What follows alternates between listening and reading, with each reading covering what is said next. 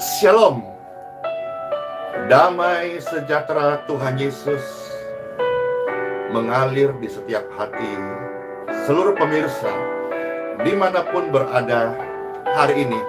Yes, yuk memuji Tuhan. Terima kasih Tuhan Yesus atas anugerah-Mu. Sejauh timur dari barat, Engkau membuang dosaku. Tiada Kau ingat lagi pelanggaranku. Jauh ke dalam tubir laut, jauh ke dalam tubir laut, Kau melemparkan dosaku.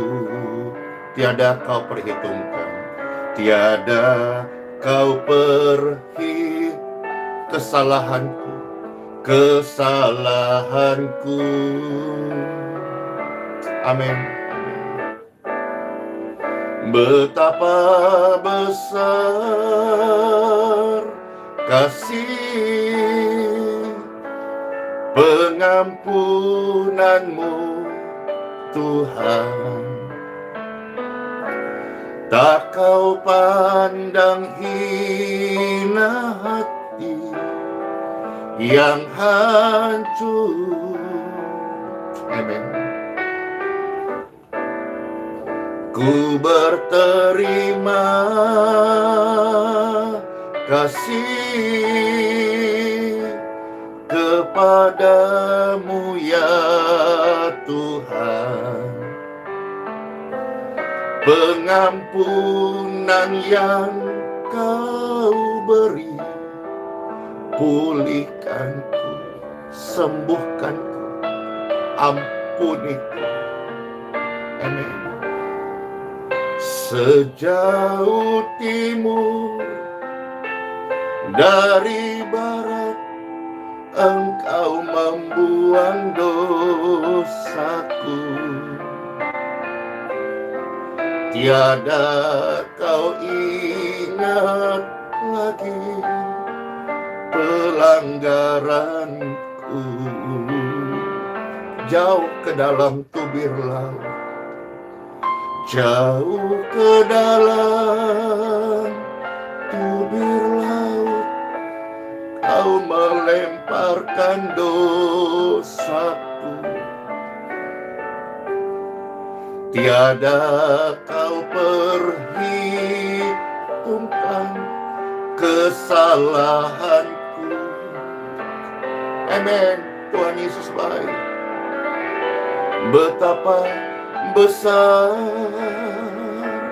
kasih pengampunan-Mu, Tuhan.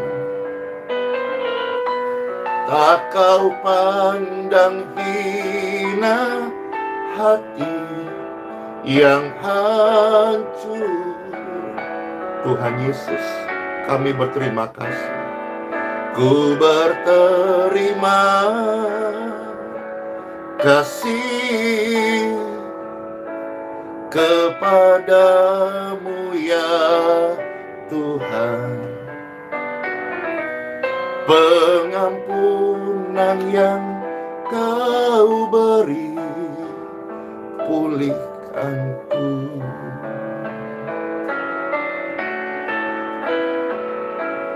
Betapa besar kasih pengampunan-Mu, Tuhan. Tak Kau pandang hina hati yang hancur.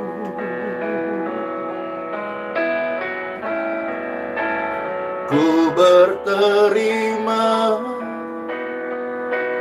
kasih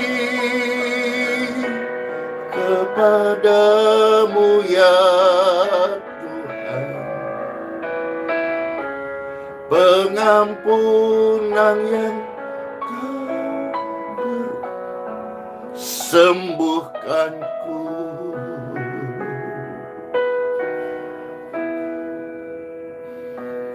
Pengampunan yang kau beri, pengampunan yang kau beri, pengampunan yang kau beri. Sembuhkanku, pulihkanku, ubahkanku, mampukanku untuk hidup hari ini.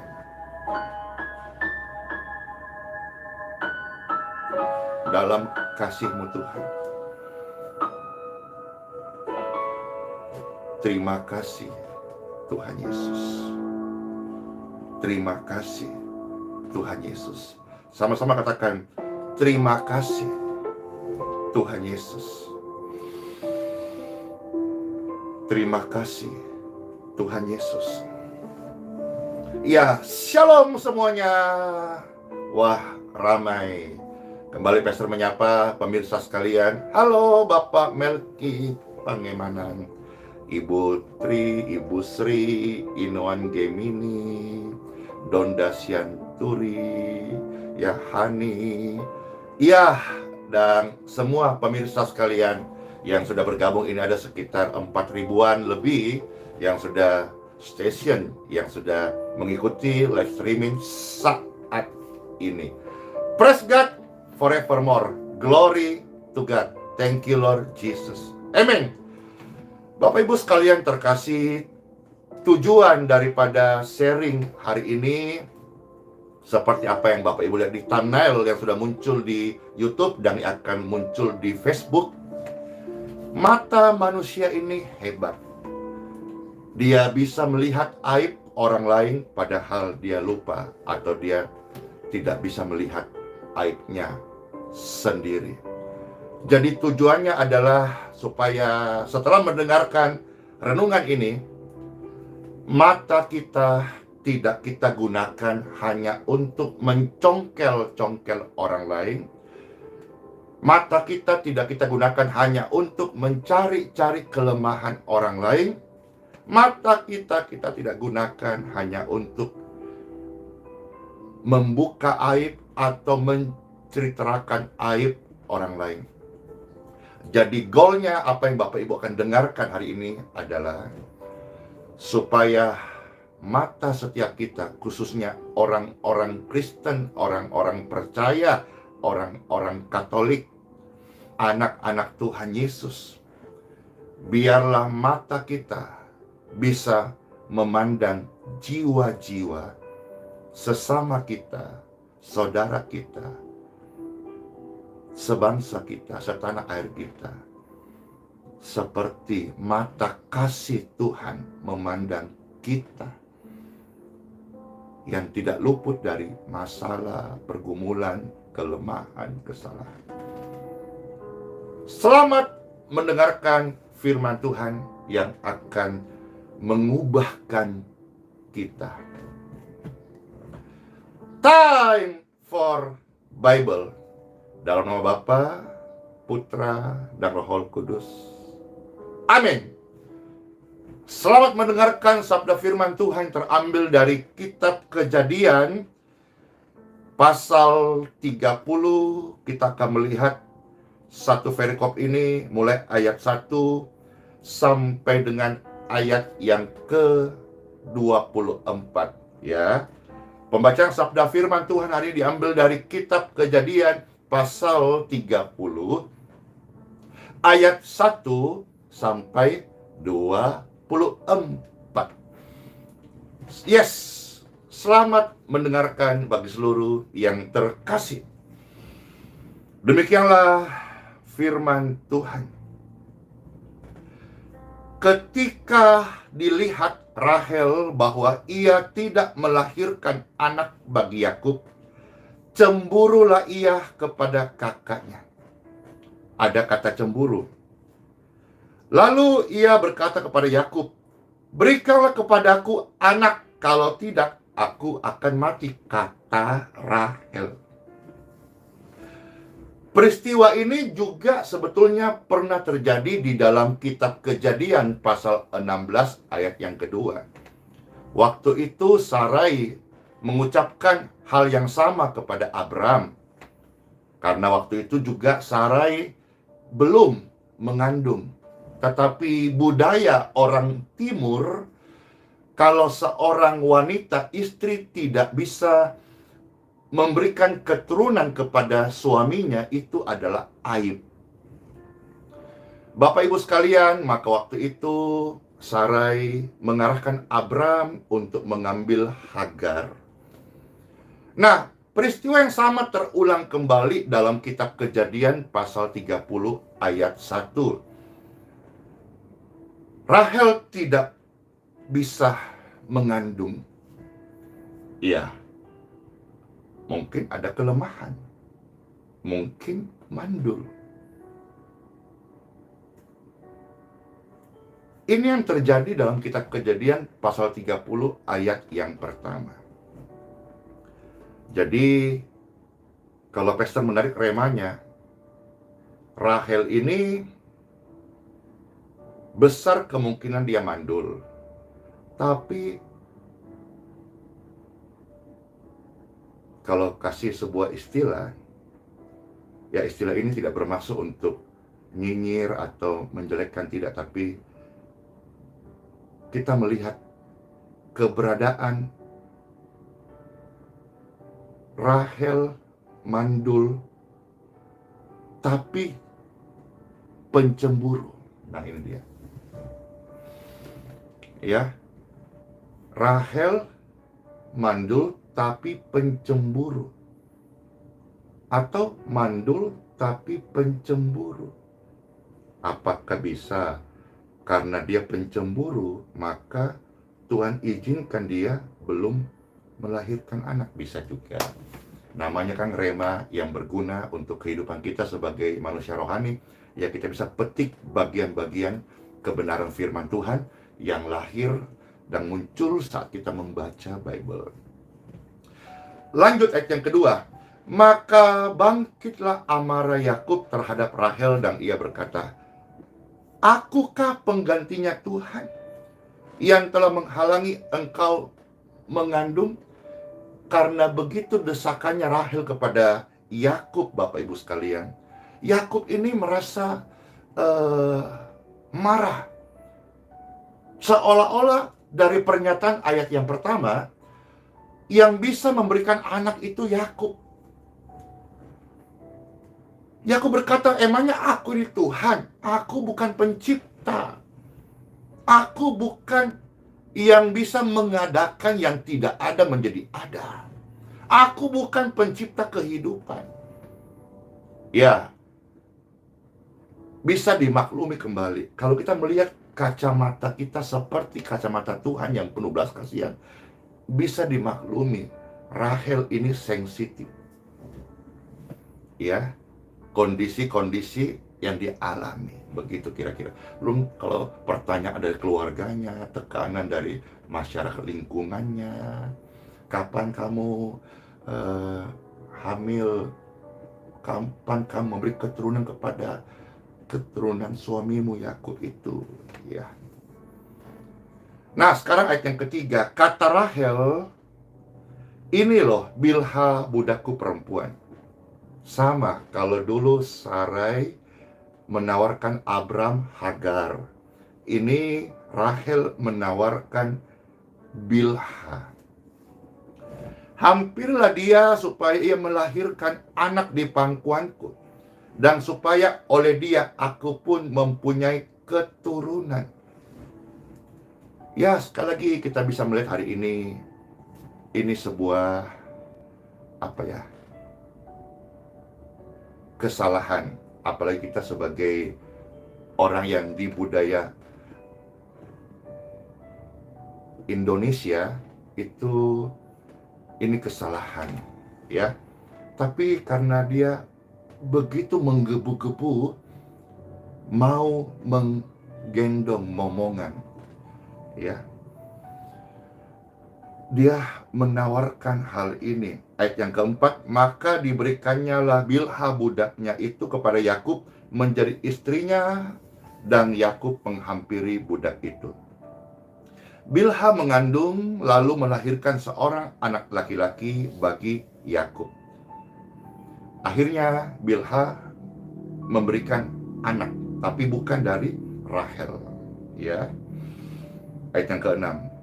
Berkatalah Rahel, Tuhan telah memberi keadilan kepadaku, juga telah didengarkannya permohonanku, dan diberikannya kepadaku seorang anak laki-laki. Itulah sebabnya ia menamai anak itu Dan.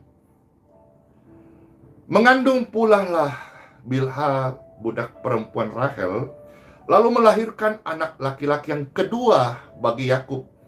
Berkatalah Rahel, aku telah sangat hebat bergulat bergumul dengan kakakku, dan aku pun menang. Maka ia menamai anak itu Naftali. Ayat yang ke-9. Nah, ketika dilihat Lea, yang tadi katakan kakaknya itu, bahwa ia tidak melahirkan lagi, nah sama. Padahal Lea sudah punya anak, tapi juga seperti kompetisi. Ini jadi kompetitor gitu. Dia juga mau. Lalu ayat yang ke-9, ketika dilihat Lea bahwa ia tidak melahirkan lagi, diambilnyalah Silpa. Jadi Lea juga nggak mau kalah, dia ambil juga Silpa budaknya yang perempuan, lantas diberikan kepada Yakub untuk menjadi istrinya. Sebetulnya ini pelajarannya, bahayanya namanya roh cemburu ya. Tadi ada yang bilang sensitif atau apa gitu. Sehingga roh cemburu itu bisa membuat kedua perempuan ini, Rahel dan Lea, kita melihat dari kacamata kita, menghalalkan segala macam cara untuk tujuannya, hasratnya tercapai. Jadi yang kita bisa petik bagian-bagian ini, jangan sampai roh cemburu itu menguasai hati kita. Itu berbahaya. Ya, berbahaya. Kita lanjut saudara-saudara sekalian. Ayat yang ke-11 sekarang. Kita lihat dulu ayat 10. Dan akhirnya setelah itu, Silpa, budak perempuan Lea, melahirkan seorang anak laki-laki bagi Yakub. Berkatalah Lea, mujur telah datang, maka ia menamai anak itu Gad. Dan Silpa, budak perempuan Lea, kembali melahirkan anak laki-laki yang kedua bagi Yakub. Berkatalah Lea, aku ini berbahagia. Tentulah perempuan-perempuan akan menyebutkan, aku berbahagia. Maka ia menamai anak itu Asyer. Jadi kembali rema yang saya dapatkan, orang yang dipenuhi roh cemburu, kebahagiaannya itu ketika dia mendapat pujian orang. Hati-hati. Ketika kita menjadi orang yang tidak menjaga hati, dikuasai roh cemburu, kita hanya mengejar pujian manusia. Hati-hati jangan sampai kita menghalalkan segala macam cara. Ya. Kenapa sih kita harus membanding-bandingkan? Kalau memang dari budaknya Rahel ada anak buat keluarganya Rahel dan Yakub, ya sudah gitu. Tapi Lea gue gak mau kalah. Dia melihat, dia juga mau, meskipun mungkin dia sudah tidak bisa lagi. Tidak mau ngalah, tidak mau dikalah. Orang sok itu kadang-kadang dia rela mengorbankan banyak hal untuk mendapat pujian manusia. Iya, makasih Marisiana. Cemburu itu tidak bagus, Bapak Ibu ya. Nah, sekarang kita masuk ayat yang masih 13. Berkatalah Lea, aku ini berbahagia. Tentulah perempuan-perempuan akan menyebut aku berbahagia. maka ia menamai anak itu Asher. Ya. Ketika Ruben pada musim menuai gandum pergi berjalan-jalan, didapatinya di padang buah Dudaim, lalu dibawanya kepada Lea, ibunya. Kata Rahel kepada Lea, "Berilah aku beberapa buah Dudaim yang didapat oleh anakmu itu." Jawab Lea kepadanya, "Apakah belum cukup bagimu mengambil suamiku? Sekarang pula mau mengambil lagi buah Dudaim anakku." Kata Rahel, "Kalau begitu, biarlah ia tidur dengan engkau pada malam ini sebagai ganti buah Dudaim anakmu itu." Ayat 16. Ketika Yakub pada waktu petang datang dari padang, pergilah Lea mendapatkannya sambil berkata, "Engkau harus singgah kepadaku malam ini, sebab memang engkau telah kusewa dengan buah Dudaim anakku." Sebab itu tidurlah Yakub dengan Lea pada malam itu. Lalu Tuhan mendengarkan permohonan Lea. Perhatikan. Lea mengandung dan kembali melahirkan anak laki-laki yang kelima bagi Yakub. Tuhan itu luar biasa. Ini Tuhan yang luar biasa. Di dalam kesalahan Lea, Tuhan tetap mendengarkan doanya. Tuhan berbelas kasih. Tidak untuk supaya tetap di dalam dosa, tetapi belas kasihan Tuhan menyadarkan manusia untuk meninggalkan dosanya. Perhatikan cara Tuhan memandang. Tuhan tidak lantas datang untuk berkata, membongkar aibnya. Tetapi Tuhan berbelas kasih dan menjawab doanya. Saya dan tentu kita sama-sama bersyukur ya, punya Tuhan yang seperti ini. Apa jadinya kalau Tuhan itu pembongkar aib?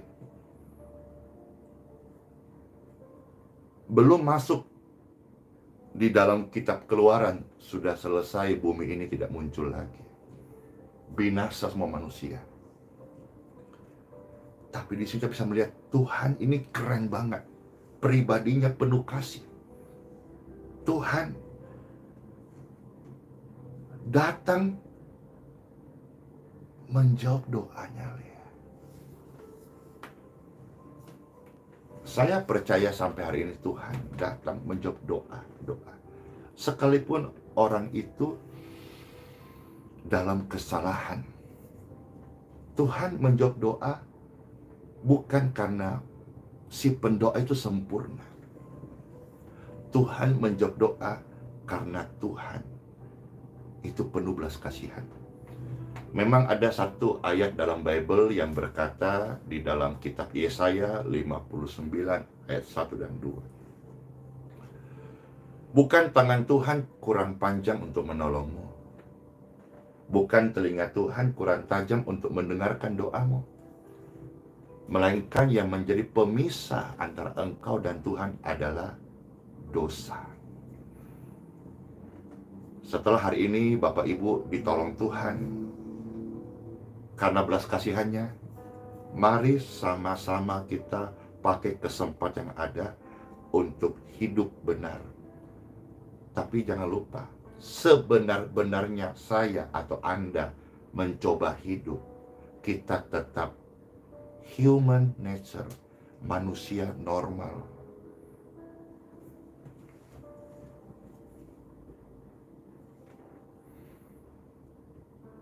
Semisal ada penegak hukum yang menegakkan hukum kepada tersangka, belum tentu 100% penegak hukum ini dia bersih. Demikian pun dengan misalnya seorang hakim menghakimi, memvonis, menjatuhkan hukuman penjara, terbukti bersalah. Yang namanya masih manusia apapun profesinya, belum tentu dia 100% manusia yang sempurna, yang tidak punya kesalahan, yang tidak punya aib, yang tidak punya celah atau pelanggaran. Hanya saja mungkin mereka-mereka tidak masuk dalam kategori pidana, atau mungkin tidak ketahuan. Tidak ketahuan itu bukan berarti Tuhan lalai, tetapi Tuhan kasih kesempatan setiap orang untuk merasakan kasih-Nya supaya mereka berubah. Yang namanya manusia termasuk hamba Tuhan, pendeta, pastor, identik dengan Katolik. Pastor itu dalam dialek berbahasa Inggris, majelis kah, penatua, misionari kah, referen kah, apakah. Yang namanya masih manusia, mereka tidak luput daripada kesalahan, pelanggaran, kejatuhan, dan aib. Tetapi di sini kita bisa melihat ayat 17 dari kitab Kejadian 30. Tuhan mendengarkan permohonan Lea. Lea juga sudah salah. Jadi dalam kesalahan, karena belas kasihan Tuhan, doanya Lea dijawab. Luar biasa lah, luar biasa, keren banget. Lanjut ayat 18. Lalu kata Lea, Tuhan telah memberi upahku karena aku telah memberi budakku perempuan kepada suamiku. Maka ia menamai anak itu Isakhar. Kemudian Lea mengandung pula dan melahirkan anak laki-laki yang keenam bagi Yakub. Dikasih bonus Bapak Ibu sekalian. Dia akhirnya melahirkan 2 kali lagi setelah dia melakukan penyimpangan, melakukan ketidaktaatan. Yang luar biasa Tuhan. Yang luar biasa Tuhan. Nah, seharusnya ini yang nonton ada kurang lebih 7.000 orang. Kalau saudara belum mengenal Tuhan Yesus, saya beritahu, di dunia ini ada pribadi bernama Yesus Kristus. Segininya loh pribadi, karakter, sifatnya. Dia menerima orang berdosa karena kasih-Nya. Dan seharusnya dunia terbuka mata dan berkata, kalau di zaman now ini masih ada pribadi yang seperti ini, baiknya, kasih-Nya, anugerahnya, seharusnya seisi dunia ini menerima Yesus, Tuhan yang bisa menguatkan dalam kelemahan, Tuhan yang menjawab doa bukan atas dasar perbuatan baik, Tuhan yang mengasihi Anda dan saya secara cuma-cuma. Keren. Ini Tuhan yang keren. Saya beritahu, pribadi ini sudah datang ke dalam dunia. Namanya Tuhan Yesus Kristus, Tuhan Yesus ajaib, Tuhan Yesus penebus, Tuhan Yesus penyembuh, Tuhan Yesus juru selamat, Tuhan Yesus pengampun. Ayat 19. Kemudian Lea mengandung pula dan melahirkan anak laki-laki yang keenam bagi Yakub. Berkatalah Lea, Tuhan telah memberikan hadiah yang indah kepadaku. Sekali ini suamiku akan tinggal bersama-sama dengan aku, karena aku telah melahirkan 6 orang anak laki-laki baginya. Maka ia menamai anak itu Sebulon. Sesudah ia melahirkan seorang anak perempuan dan menamai anak itu Dina. ayat 23 dari kitab Kejadian pasal 30. Bagaimanakah dengan Rahel yang belum pernah satu kali pun mengandung? Rahel juga ada salah. Dia menawarkan perempuan lain untuk supaya Yakub ini ada keturunannya, tapi bukan dari rahimnya. Rahel juga ini kurang sabar barangkali. Kadang-kadang kan manusia begitu, kurang sabar sehingga melegalkan hal-hal yang semestinya nggak dilakukan. Cemburu, Rahel kurang sabar. Akhirnya Bible bilang itu aib. Itu aib.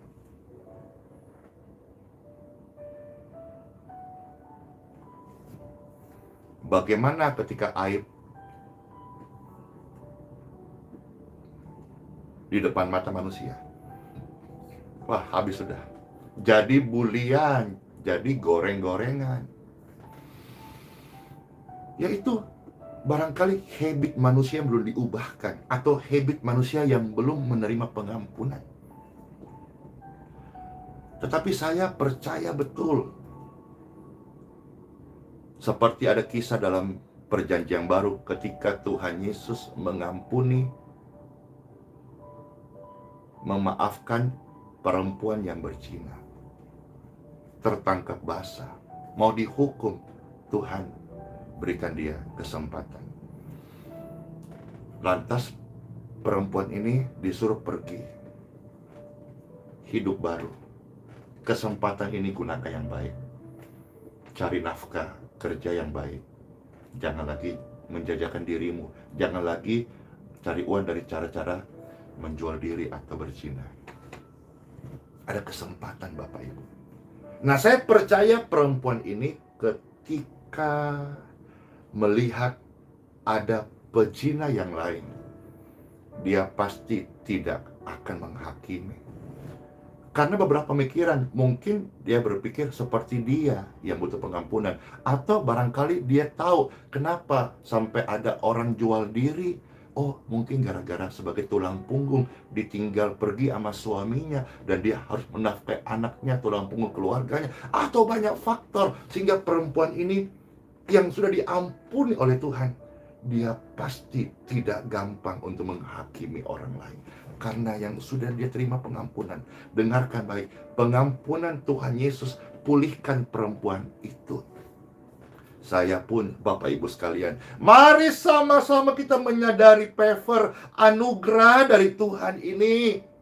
Kita pribadi yang sudah diampuni, biarlah kita keluar juga membawa kasih pengampunan Kristus, dan bukan untuk kita mencongkel-congkel aib orang lain, ataupun mencari-cari salah orang lain, ataupun hanya menceritakan kelemahan orang lain.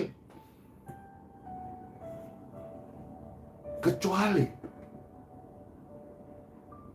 engkau belum menerima pengampunan dari Tuhan. Jangan lupa, pengampunan dari Tuhan pulihkan kita. Tentu yang keluar adalah bahasa pemulihan, firman pemulihan, pelayanan pemulihan.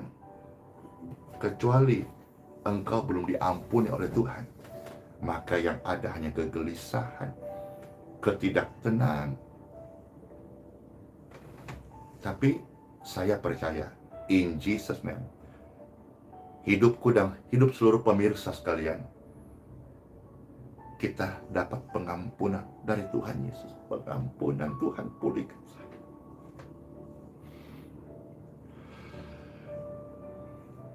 Kitab Kejadian pasal 30 ayat 22 sampai 24. Saya akan baca 3 ayat lagi. Kitab Kejadian pasal 30 ayat 22 sampai 24. Lalu Ingatlah Tuhan akan Rahel. Ayat-ayat ini menjadi tema renungan yang Pastor posting hari ini di YouTube dan di Facebook, dan juga akan di-share di grup doa IBM WhatsApp dan di grup doa IBM Telegram. Tuhan mendengarkan permohonanku. Tuhan menghapus aibku. Dari ayat ini, Kitab Kejadian 30 ayat 22 sampai 24. Lalu ingatlah Tuhan akan Rahel. Tuhan mendengarkan permohonannya serta membuka kandungannya. Dari sini kita bisa menyadari kembali, mengingatkan kita, apakah yang mustahil bagi Tuhan. Mandul itu berarti kandungannya tertutup dengan diagnosa medis kalau waktu sudah mengerti atau zaman sudah canggih, mungkin dengan alasan-alasan tertentu. Intinya tertutup kandungannya. Dari sini kita bisa melihat Tuhan bisa membuka kandungan yang tertutup. Bible berkata, membuka kandungannya. Yang tertutup bisa terbuka. Yang mustahil menjadi mungkin. Yang sakit bisa sembuh. Yang buntu, penyumbatan bisa lancar. Dan apa yang Pastor share ini baru saja banyak terjadi di dalam pelayanan ini. Bahkan masih terjadi di zaman ini.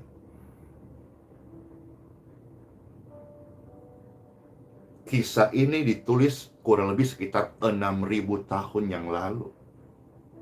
Ya, dari mana dasarnya? Dari Kitab Kejadian sampai Abraham itu kurang lebih 2000 tahun. Nah, sebelum Kejadian itu loh yang masih menjadi misteri berapa masa waktu itu. Nah, dari zaman Abraham sampai kepada zaman Tuhan Yesus, itu saudara-saudara, ya, 2000 tahun. Ya. Nah, dari zaman Tuhan Yesus sampai hari ini kurang lebih 2000 tahun yang lalu. Maka ketika kita biasa saudara ingat memperingati Paskah,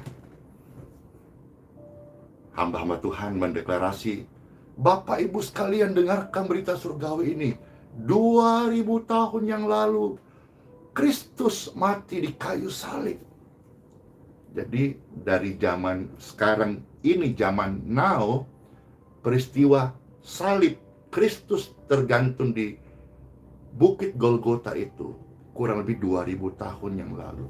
Maka selalu kita mendengarkan secara umum, 2000 tahun yang lalu ada seorang yang tidak bercacat, tidak bercelah datang ke dalam dunia.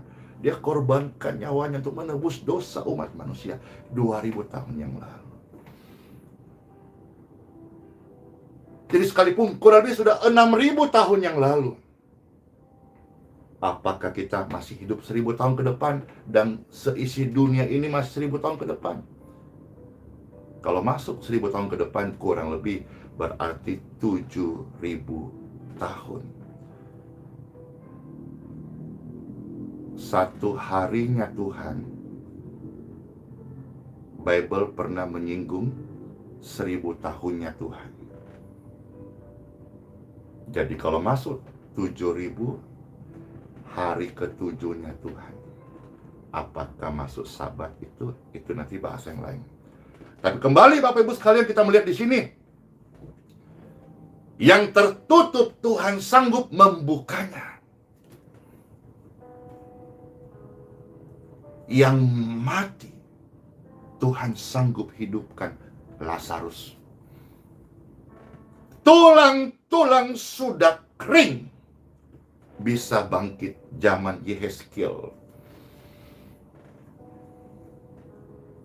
Matahari bisa berhenti zaman Yosua. Apakah yang mustahil bagi Tuhan? Tidak usah kita hanya melihat aib orang lain. Memang mata manusia ini hebat, bisa melihat aib orang lain, lupa aibnya sendiri, atau lupa dia punya aib juga ada, atau mungkin aibnya lebih besar.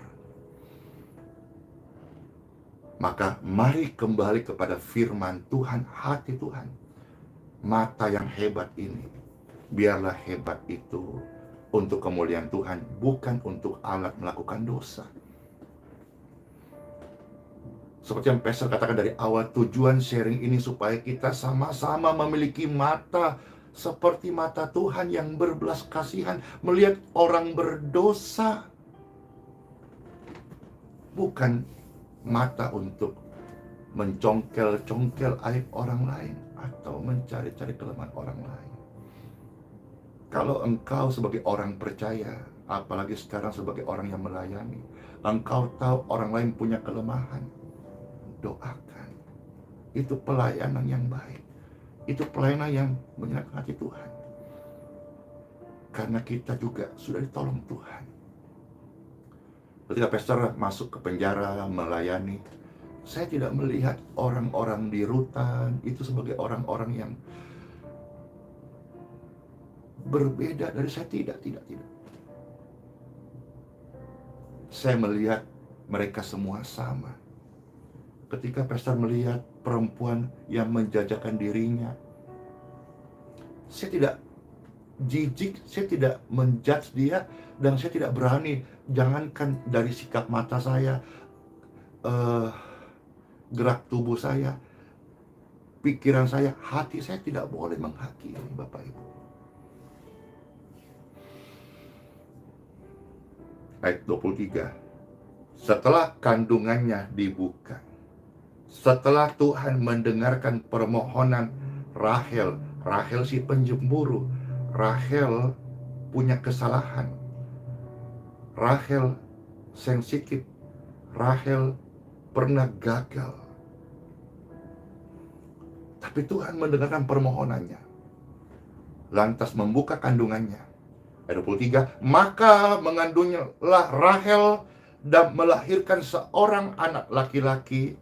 Berkatalah ia, Tuhan telah menghapuskan aib.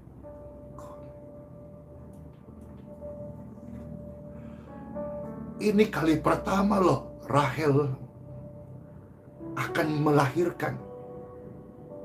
Sejak dia hidup itu, dia punya kelainan. Rahimnya tertutup. Buah kandungannya tidak bisa untuk melahirkan. Tapi Tuhan mendengarkan doa orang yang tidak sempurna. Dengarkan ini. Yesus mengerti, Yesus peduli segala persoalan yang kita hadapi. Tak akan pernah dibiarkannya kau bergumul sendirian. Yesus mengerti.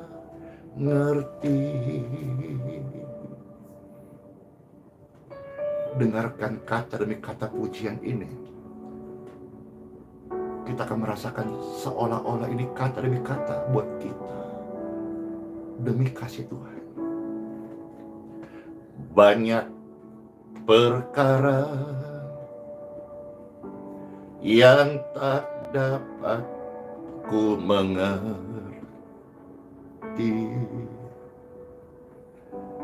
Mengapakah harus terjadi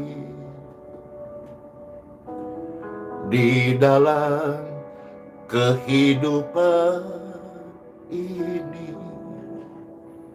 Satu perkara yang ku simpan dalam hati, tiada sesuatu kan terjadi tanpa Yesus peduli. Kita bersama-sama. Yesus mengerti, Yesus peduli segala persoalan yang kita hadapi. Tak akan pernah dibiarkannya ku bergumul sendiri, sebab Yesus mengerti. Tuhan, terima kasih buat pemulihan. Dengan apa kan ku balas segala kebaikan-Mu? Segenap hatiku menyembah-Mu, Yesus. Ku bersyukur padamu. Dengan apa kan ku balas segala kebaikan-Mu?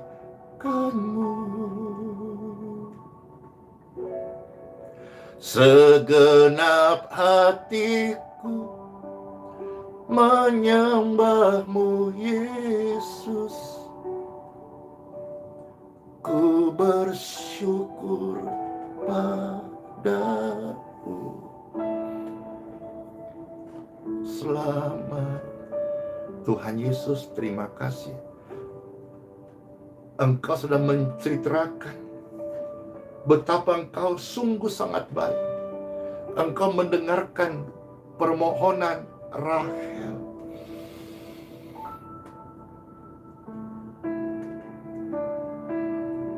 Setiap kita, Bapak Ibu, punya aib.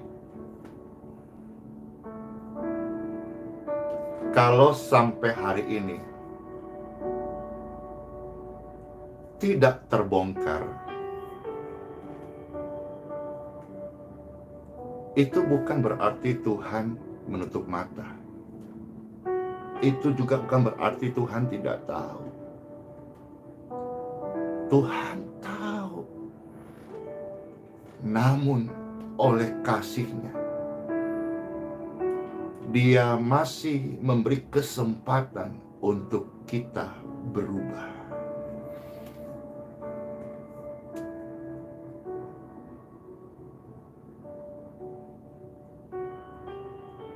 Rahel tetap dijawab doanya. Bukan karena Rahel kudus, suci, sempurna. Kita sudah melihat Rahel ini seorang perempuan yang sensitif, cemburu. Akhirnya dia menghalalkan segala macam cara yang sebetulnya itu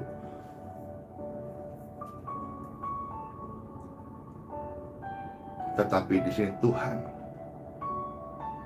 membuka kandungannya, Tuhan mendengarkan permohonannya, dan akhirnya mengandunglah Rahel dan melahirkan seorang anak laki-laki. Berkatalah ia, Tuhan telah menghapus aibku. Tuhan yang sama menghapus aibku. Tuhan yang sama menghapus aib. Ayat 24, maka ia menamai anak itu Yusuf. Inilah yang akan bersambung nanti dalam kitab Kejadian setelah pasal 30. Yusuf yang akhirnya Tuhan pakai menjadi penguasa di Mesir. Itu kisah yang panjang. Tapi dari kandungan Rahel lahir Yusuf. Dan karena lahirnya Yusuf, anak laki-laki ini, Rahel menamakan Yusuf yang artinya Tuhan menghapus aibku. Luar biasa kan? Tuhan yang luar biasa. Kasihnya luar biasa, Tuhan yang luar biasa. Pengampunan yang luar biasa, Tuhan yang luar biasa. Kesembuhan yang luar biasa, Tuhan yang luar biasa. Keajaiban yang luar biasa, Tuhan yang luar biasa. Biarlah segala kemuliaan hanya bagi Tuhan di tempat yang mati ini. In Jesus' name. Time for pray. Kami mengucap syukur Tuhan buat sabda firman Tuhan yang boleh kami dengar, yang datang kepada kami saat ini. Diberkatilah mereka yang datang di dalam nama Tuhan Yesus Kristus.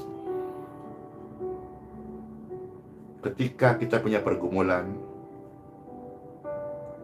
jangan menjadi lemah, jangan kendor. Ketika kita melihat orang lain berhasil, kita tidak perlu mencari-cari salah orang lain itu. Tuhan itu maha melihat, bahkan lebih daripada semua manusia di muka bumi ini. Tuhan lebih tahu. Kalau Tuhan mau ampuni orang berdosa, itu karena Tuhan punya hak dan memang Tuhan punya kasih, dan kasihnya besar. Kalau Tuhan mau pakai orang berdosa, itu sudah hak prerogatifnya Tuhan sendiri. Tidak usah ada yang cemburu, terus ada yang mencari-cari kesalahan dan sebagainya. Suatu hari kelak semua nanti akan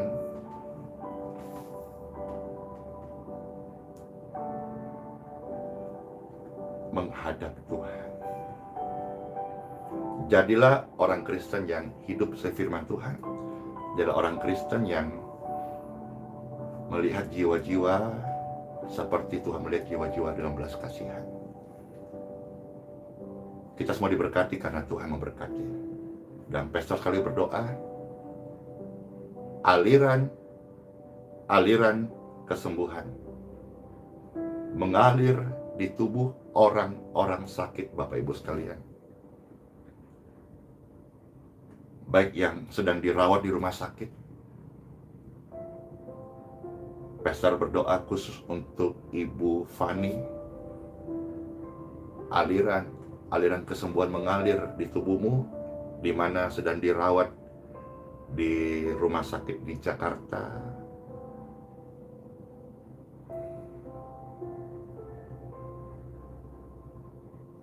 Diberikan kesembuhan seutuhnya in Jesus' name. Demikian pun Bapak Ibu sekalian yang sedang sakit, lemah tubuh, dirawat di rumah sakit, di ruang perawatan,